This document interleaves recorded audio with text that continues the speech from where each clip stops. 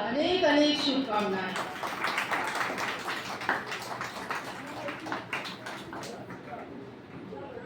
ईश्वर हम सबका इसी रूप में भाग्य बने रहे कि हमें जीवन पर्यंत युगों युगों तक उनका इसी रूप में आशीर्वाद, उनका दर्शन मिलता रहे।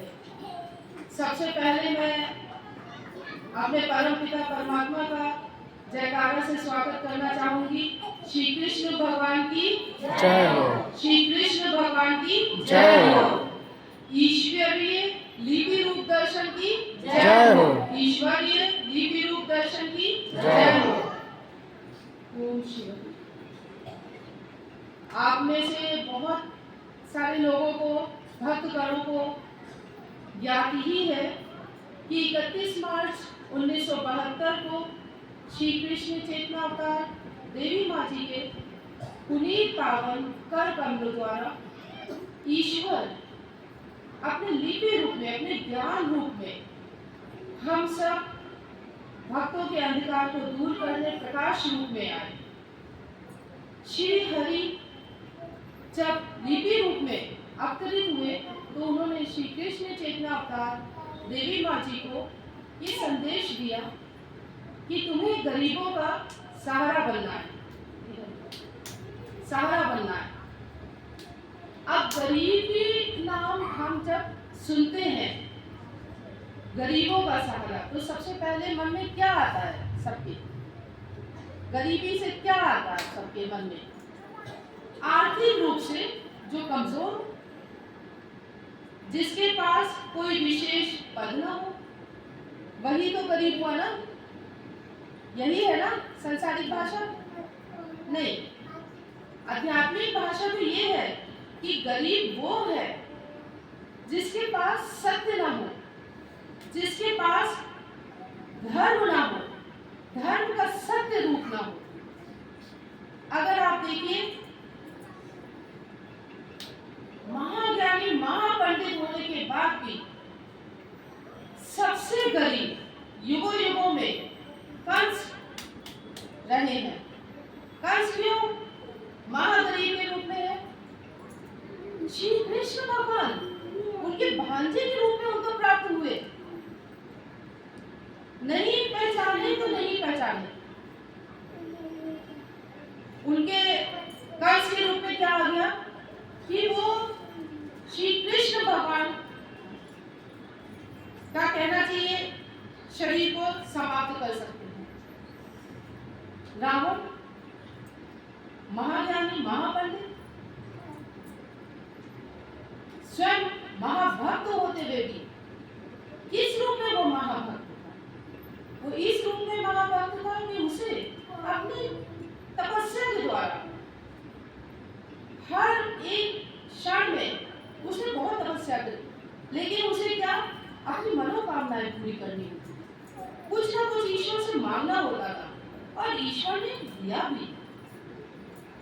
जितनी बार तपस्या करी दिया, लेकिन फिर वही बात कि धर्म के सत्य को पहचाने ही नहीं।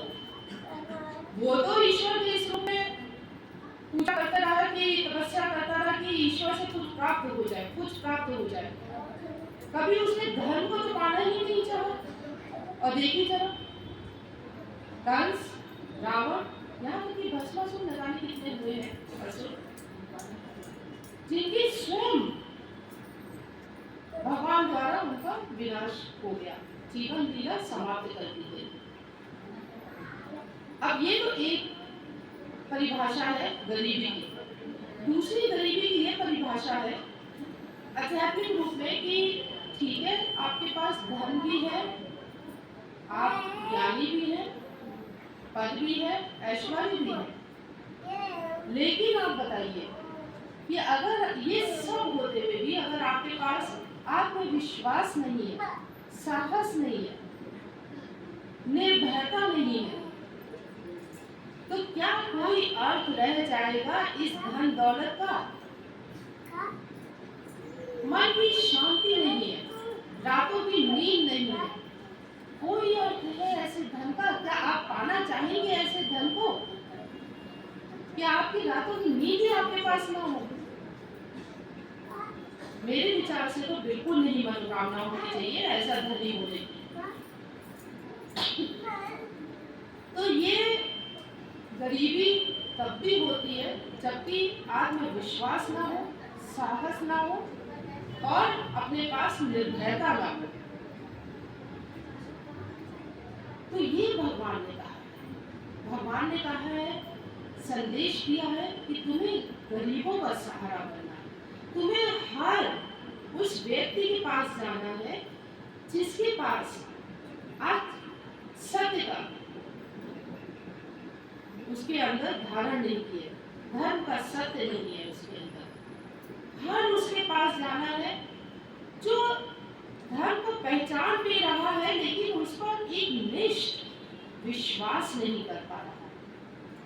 तो भगवान श्री हरि अपने दिव्य रूप में अवतरित होकर हम सबको ज्ञान की गंगा से हमारा मन शुद्ध कर रहे हैं, एक निष्ठ विश्वास दे रहे हैं कि मेरी शरण में आओ, मैं तुम्हारी रक्षा करूंगा, हर ओर से हर किसी से रक्षा करूंगा, तुम्हारे अपने ही भय से तुम्हारी रक्षा करूंगा। आपने क्या कभी ये सोचा है कि आपका मन हर क्षण इतना भारी क्यों रहता है? क्या समस्याओं से, क्या बाधाओं से भारी रहता है, या फिर ये भारीपन कहीं आप ही की तो वृत्तियां नहीं है? काम, क्रोध, ईर्ष्या, द्वेष, लोभ अनेकों रूप में है। क्रोध आपको छोटी छोटी बात पे आ जाता है, या आपको सामने वाले की सफलता देखकर ईर्ष्या हो जाती है। देखिए, ये ईर्ष्या से आपको मिलता क्या है? आपका अपना ही मन तो कमजोर होता है, अपना ही जीवन जो है हर क्षण व्यर्थ होता रहता है इस ईर्ष्या से।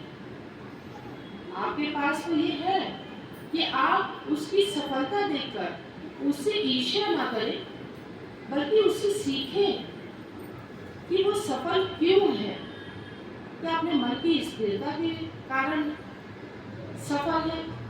क्या उसका ऐसा संभाव है कि वो सुख और दुख, लाभ और हानि में एक ही जैसा रहता, कर्म करता रहता, या फिर आपका माया मोह है जो आपको आपके मन का एक भारीपन बना हुआ है? देखिए, अगर जीवन में आपका कहना चाहिए आपके मन में अगर ये लगता है भारीपन है, समस्याएं हैं, तो ऐसा भी हो सकता है कि आप जिनको समस्या समझ रहे हैं वो आपकी कल्पना मात्र हो, भविष्य तो आपने नहीं देखा है। कई बार मन कल्पना ऐसी कर लेता है कि ऐसा कहीं ना हो जाए, भविष्य कहाँ हम देख सकते हैं, और जब हम लोग देख ही नहीं सकते हैं तो समस्या कैसे? तो कई बार तो समस्या होती ही नहीं है, और समस्या चलिए मान लिया कि समस्या है जीवन में, तो क्या समस्या इतनी बड़ी हो गई कि उसकी वजह से आपका जीवन रुक गया, जीवन ही आपका समाप्त होने पर आ गया? क्या इतनी बड़ी समस्या हो सकती है? नहीं। अर्थात देखिए, अगर कहा जाए तो जीवन जो है वो समस्याओं का हिस्सा नहीं है, समस्याएं जो है वो जीवन का हिस्सा है। जीवन बहुत बड़ा होता है, बहुत लंबा होता है जीवन। मैं आयु के रूप में नहीं कह रही हूँ, लेकिन जीवन भगवान का आशीर्वाद बहुत बड़ा होता है। तो ऐसा नहीं कि समस्याएं आई आपका जीवन समाप्त हो गया। जीवन में अनेकों समस्याएं आएंगी, ऐसा मैं नहीं कह रही कि समस्याएं नहीं आएंगी, आएंगी समस्याएं अनेकों। उसमें से कई समस्याएं समाप्त हो जाएंगी, कई समस्याएं रह जाएंगी, लेकिन जीवन नहीं समाप्त होगा। जीवन जब तक है तब तक आप कर्म करने की आपको क्षमता बनी रहेगी, तब तक आगे बढ़ने की क्षमता बनी रहेगी। देखिए, अगर कुछ समस्याओं का यही पहाड़ आ गया था पांडवों के आगे, अनेकों समस्याएं, जीवन लेवा समस्याएं, लाक्षागृह और अनेकों युद्ध पीड़ा, बहुत सारी ऐसी समस्याएं, यहाँ तक कि द्रौपदी चीर हरण जैसी समस्याएं। तो क्या पांडव हार गए अपना जीवन रुक गए वहीं पर? ना वो रुके ना वो हारे। क्यों? क्योंकि श्री कृष्ण भगवान उनके साथ थे। पांडव नहीं हारे। समस्याएं जीवन में आए तो मन से नहीं हारना, कर्म करते रहना। हारते तुम तब हो जबकि तुम रुक जाते हो, जबकि तुम कर्म करना बंद कर देते हो। तो समस्याएं जब आए तो मन को मजबूत रखना है। समझने वाली बात ये भी है कि ये जो हमारी वृत्तियां हैं, जो हमारा माया मोह है, ये हमें कहीं ना कहीं ये भी हमें हरा रहा होता है। हम इससे हार रहे होते हैं। क्यों? क्योंकि हम इसके इतना अधीन हो जाते हैं कि स्वयं की ही क्षमताओं को हम नहीं पहचान पाते। मैं यहाँ पर उदाहरण देना चाहूंगी फिर से अर्जुन जी का। सक्षम महारथी, कोई ऐसा कुछ नहीं था जो अर्जुन जी में कमी हुआ। युद्ध आया धर्म अधर्म का, श्री कृष्ण भगवान का साथ मिला सारथी रूप में। उनके सामने बहुत बड़ा एक चुनौती थी कि जब अपनों ने ही धर्म की ओर से आंखें बंद कर दी,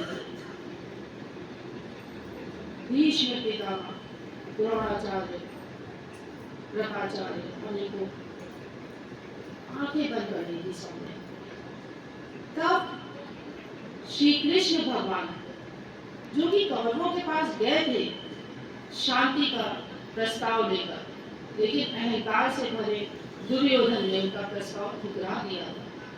तब युद्ध के लिए अर्जुन जी श्री कृष्ण भगवान को साथ मांगते, उनसे प्रार्थना करके अपने सारथी रूप में कुरुक्षेत्र के मध्य खड़े थे। उस एक क्षण में जब धर्म युद्ध शुरू होने वाला, आरंभ होने वाला, तब अर्जुन जी का मन माया मोह से विचलित ही नहीं हुआ, इतना कमजोर हो गया कि उन्होंने अपने अस्त्र शस्त्र सब रख दिए और मन उनका कमजोर हो गया। तब श्री कृष्ण भगवान ने उन्हें अपना ज्ञान दिया, गीता का ज्ञान दिया और अपना विश्व रूप दिखाया, विराट रूप दिखाया। तब अर्जुन जी धर्म के लिए आगे बढ़े। तो ये देखिए माया मोह का ये है। हम तो सब एक साधारण इंसान हैं। अर्जुन जी का मन एक माया मोह ने अपनों के प्रति जो मोह की भावना जाग गई, जो गलत थी, क्योंकि वो अधर्म कर रहे थे, जिनके लिए वो मोह कर रहे थे, जिन परिवारजनों के लिए वो अधर्म कर रहे थे, उनके लिए मोह जाग गया और अर्जुन जी अपनी क्षमताओं को भूल गए। तो हम सब तो इंसान हैं, तो हमारे मन में अगर ये मोह जाग जाता है तो फिर हम अपनी ही क्षमताओं को क्या हर कुछ भूल जाते हैं। तो ये देखिए, जो हम आप सब कह देते हैं कि सफलता नहीं मिल रही, समस्याएं बहुत हो रही, तो ये अनेकों अनेक बार हमारी ही वृत्तियों, हमारी माया मोह के कारण आ रही होती है। समस्याएं सामने आए तो क्या होना, समस्याओं का सामना करने के लिए तुम्हें गति होनी चाहिए, शक्ति होनी चाहिए, विश्वास होना चाहिए, स्वयं पर विश्वास होना चाहिए, आत्मविश्वास होना चाहिए आगे बढ़ने के लिए। और ये आत्मविश्वास कब आएगा? जब तुम में एक निष्ठ विश्वास हो ईश्वरीय लिपि रूप दर्शन का। हर युग में भगवान आए असत्य अधर्म का विनाश करने के लिए, अपना न्याय रूप लेकर आए। अब चाहे वो त्रेता युग में मत्स्य अवतार हो, चाहे वराह अवतार, कूर्म अवतार, चाहे नरसिंह भगवान का अवतार, चाहे श्री कृष्ण भगवान, बहुत भगवान श्री राम आए, लेकिन भगवान तो आए, लेकिन उस युग के अगर लोगों को आप देखिए तो उनका अपने भगवान में, इन अवतारों में एक निष्ठ विश्वास था।